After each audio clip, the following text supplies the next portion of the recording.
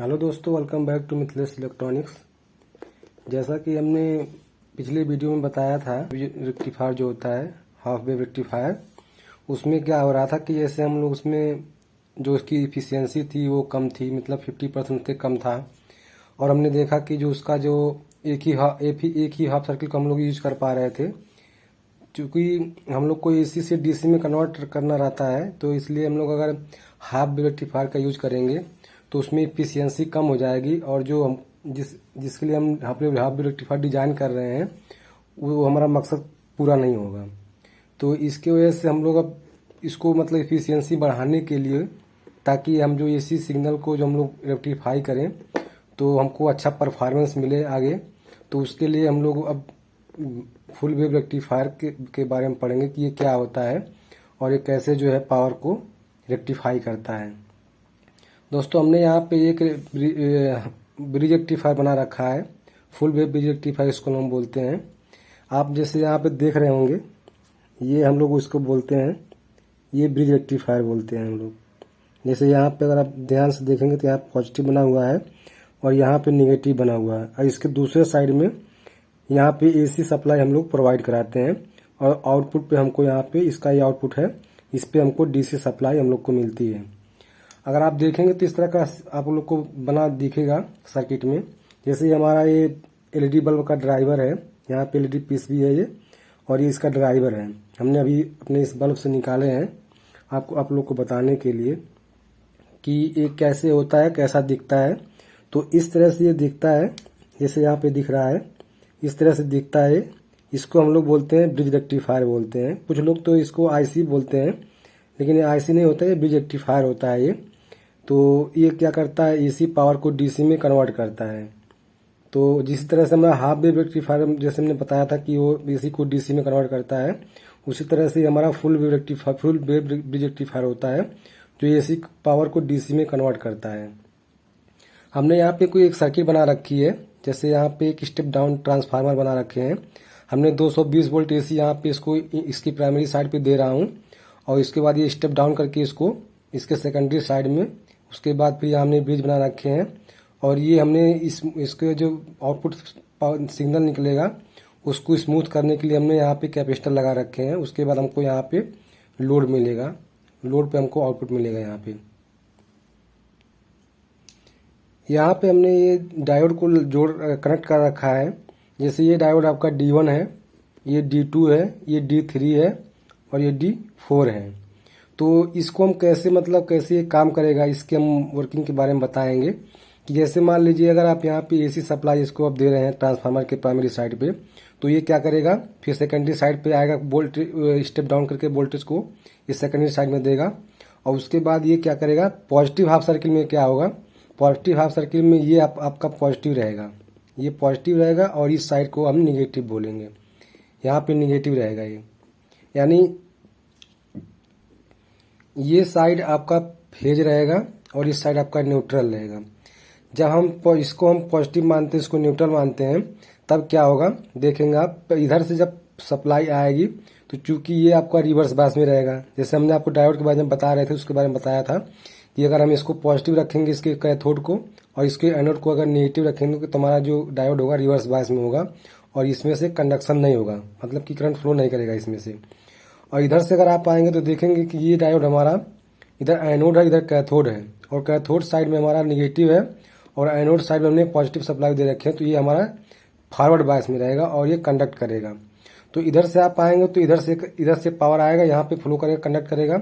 और इधर चूंकि फिर से आपको देखेंगे कि डायोड हमारा रिवर्स बायस में है, तो इधर ये करंट नहीं जा करके फिर इधर से जाएगा ये। और यहाँ पे अभी हम इसके बारे में बात नहीं करेंगे, कैपेसिटर के बारे में हम बाद में बताएंगे कि क्या है, कि हमने लगाया हुआ है। तो इधर से जाएगा, ये हमारा लोड लगा हुआ है, यहाँ पे ये पॉजिटिव है, ये निगेटिव है।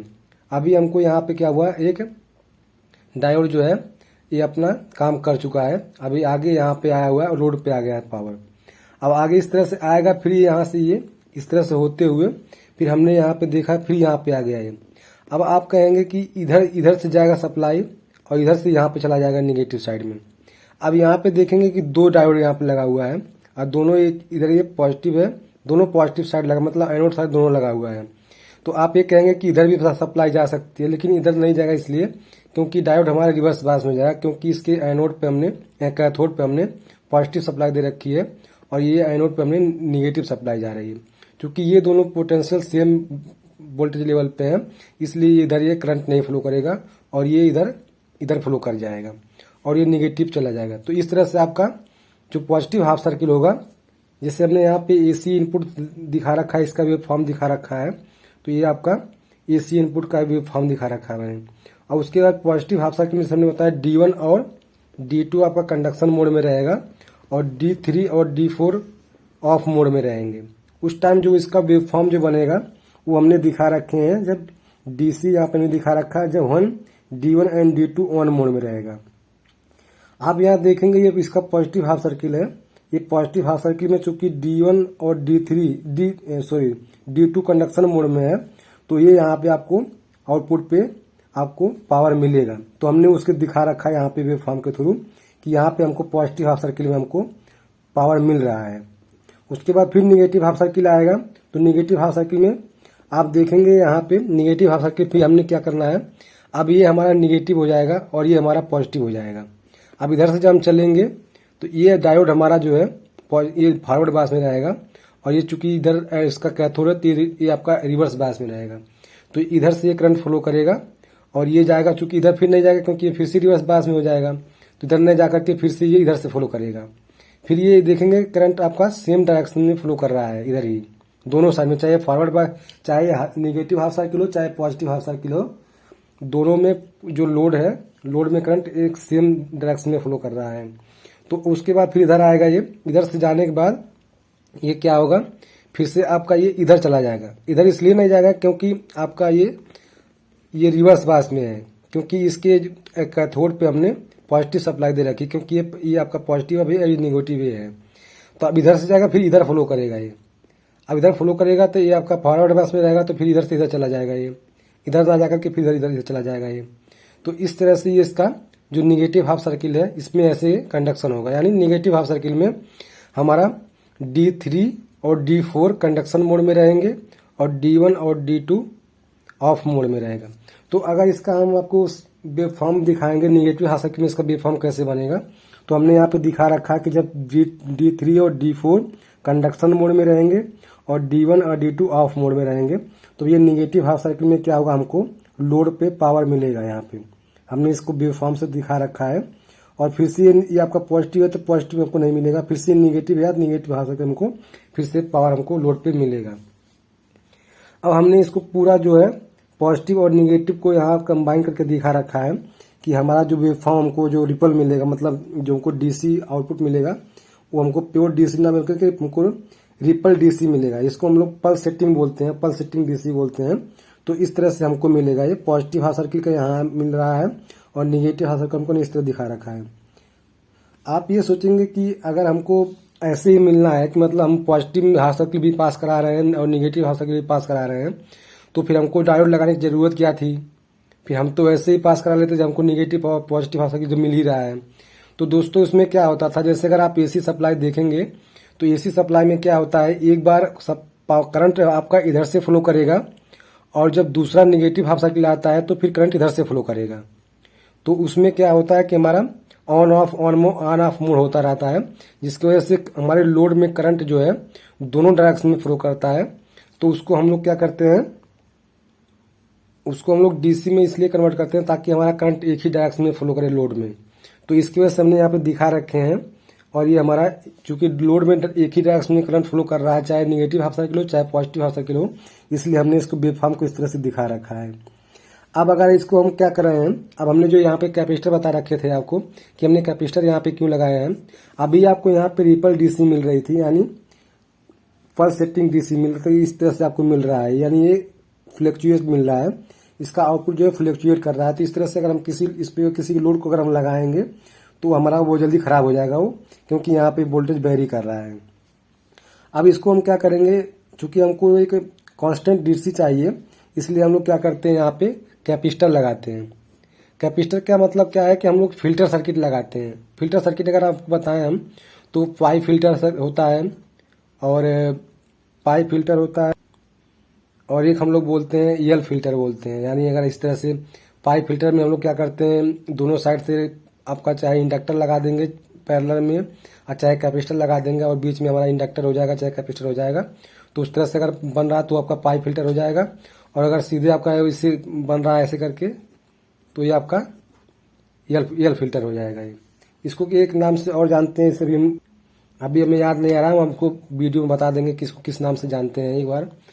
तो इस तरह से आपको यहाँ पे जब हम कैपेसिटर लगाएंगे फिल्टर के रूप में तो हम क्या करेंगे, तो हमको जो आउटपुट मिलेगा यहाँ पे लोड पे, तो हमको इस तरह का डीसी मिलेगा, मतलब एक कांस्टेंट डीसी सप्लाई हमको मिलेगा। अब इस पे हम चाहे किसी लोड को ऑपरेट कर सकते हैं तो हमारा वो लोड जल्दी खराब नहीं होगा। तो इस तरह से ये काम करता है ब्रिज रेक्टिफायर। अगर आप मतलब अगर जैसे मैं आपको दिखाया यहाँ पे, ये जैसे दिख रहा है ये आपका ब्रिज रेक्टिफायर है। अगर मान लीजिए ये खराब हो जाता है तो कुछ लोग ऐसे होते हैं कि अब सोचते हैं कि इसको कहाँ से ले आए, चूंकि जल्दी मिलता नहीं है या आपको सिंगल पीस या 2 पीस जल्दी मिलता नहीं है, आपको मतलब एक तरह से पैकेट ही लेना पड़ता है। तो आप इसको बनाने के लिए डायोड का भी यूज कर सकते हैं, जैसे हमने यहाँ पे दिखाया हुआ है। इस तरह से भी बना सकते हैं आप डायोड, चाहे 4007 ले लीजिए, इस तरह से बना सकते हैं। या इस तरह से आप सिंपली जैसे सर्किट में बना होता है, जैसे इसमें बना हुआ है, जैसे हमारे पास एक सर्किट है यहाँ पे बना हुआ है, ये यहाँ पे बनाया रखा है ब्रिज रेक्टिफायर ये। तो इस तरह से भी अब आप बना सकते हैं और डायोड से आप अपना वर्क करा सकते हैं। आपको कहीं ज़्यादा परेशानी की जरूरत नहीं है कि हमारे पास ये नहीं है तो हम कहाँ कैसे इसको काम चलाएं। तो इस तरह से डायोड से बना करके आप इससे काम कर सकते हैं। अगला हम आपको अगर रिपल फैक्टर के बारे में बताएं कि ब्रिज रेक्टिफायर जो होता है उसका रिपल फैक्टर क्या होता है, तो रिपल फैक्टर ये होता है कि जो हम इनपुट में एसी सप्लाई दे रहे हैं वो कितना हिस्सा उसका आउटपुट में उसके मतलब डीसी में कन्वर्ट कर रहा है, ये आपका होता है, ये रिपल फैक्टर कहलाता है कि कितना हिस्सा उसका जो है वो अच्छे से मतलब उसका डीसी में कन्वर्ट कर रहा है, एसी का कितना हिस्सा डीसी में कन्वर्ट कर रहा है। तो इसका ये फार्मूला हम लोग है, इसको गामा हम लोग बोलते हैं।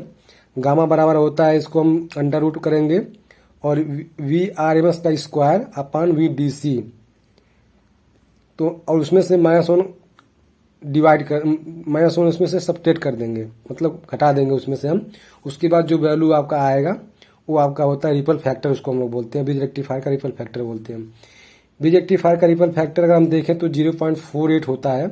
जैसे अगर यहाँ पे हम जैसे हमने जो एसी सप्लाई दिया इनपुट में ब्रिज रेक्टिफायर के, उसका स्क्वायर कर देंगे अपन उसको जो आउटपुट में हमको डीसी मिला उससे हम लोग डिवाइड कर देंगे, उसके -1 इसमें से घटा देंगे, जितना आएगा वो आपका रिपल फैक्टर हो जाएगा। अगला एक चीज और रहता है पीक इनवर्स वोल्टेज, जैसे यहाँ पे हमने लिखा है पीक इनवर्स वोल्टेज क्या होता है। तो पीक इनवर्स वोल्टेज वह वोल्टेज होता है जिसको डायोड जो है रिवर्स बायस में होते हुए सहन कर सकता है। यानी आपने अभी जो मैंने दिखाया था आपको यहाँ पे, जब ये डायोड कंडक्शन मोड में, एक डायोड ऑफ मोड में था, तो उसके अक्रॉस जो आप देखेंगे कि कैथोड पे उसके रिवर्स बायस लग रहा था। तो अगर मान लीजिए डायोड का वोल्टेज रिवर्स वोल्टेज कम है तो वो क्या करेगा, शॉर्ट कर जाएगा उसको। तो वही इसमें बताया गया है कि जो पीक इनवर्स वोल्टेज होता है, यहाँ पे इसे लिखा हुआ the maximum voltage that is diode can stand in the reverse bias condition. यानी एक डायोड जो रिवर्स बायस में है कितना वोल्टेज जो है सह सकता है, उसको हम लोग बोलते हैं पीक इनवर्स वोल्टेज, बिना खराब हुए। तो इसको हम बोलते हैं। और उसके बाद फिर इफिशियंसी की अगर हम बात करें तो इफिशियंसी जो होती है हमारा, चूंकि इसका इफिशियंसी हमने चूंकि इसके दोनों हाफ सर्किल को हम यूज कर रहे हैं, इसलिए इसका जो इफिशियंसी होता है वो हाफ वेव रेक्टिफायर के दुगुना हो जाता है। हमने बताया था कि हाफ वेव रेक्टिफायर जो होता है उसकी इफिशियंसी जो होती है 50% से कम होता है। तो इसलिए हम लोग इलेक्ट्रॉनिक्स में इसको ज़्यादा यूज नहीं करते हैं। इसलिए हम लोग जो है फिर हाफ फुल वेव रेक्टिफायर बनाए और उसमें हमको जो इफिशियंसी मिली वो 81% आता है।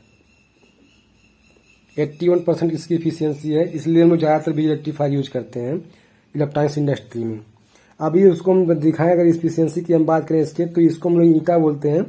ईटा बराबर होता है डीसी आउटपुट पावर, यानी जो डायोड की जो कन्वर्जन होने के बाद, यानी एसी पावर का कन्वर्जन हुआ डीसी में, वो तो डीसी पावर, उसके बाद जो हमने डायोड की इनपुट पे जो एसी सप्लाई लगाई थी उसको हम लेकर डिवाइड कर देंगे और जितना आएगा वो आपका इसकी इफिशियंसी हो जाएगी। अगर इसके हम परसेंट में निकालें कि कितना परसेंट इसकी इफिशियंसी होगी, तो इसको हम लोग क्या करते हैं, इतना करके इसे DC output power upon AC input power into 100 कर देंगे तो ये आपका एफिशिएंसी जो निकलेगा वो आपका परसेंट में निकलेगा। जैसे यहाँ पे निकला हुआ है 81.2% निकला हुआ है। तो इस तरह से हम लोग एफिशिएंसी निकालते हैं। दोस्तों आज के वीडियो में बस इतना ही। अगर कोई क्वारी हो इस वीडियो में, जैसे कोई आपको लग रहा है कि हमने यहाँ पे गलत बताया है, तो आप कमेंट करें और हमको बताएं कि यहाँ आपने गलती किया है, तो उसमें हम जो है इम्प्रूवमेंट करेंगे। और वीडियो देखने के लिए धन्यवाद। वीडियो को लाइक करें और सब्सक्राइब करें चैनल को। Thanks for watching.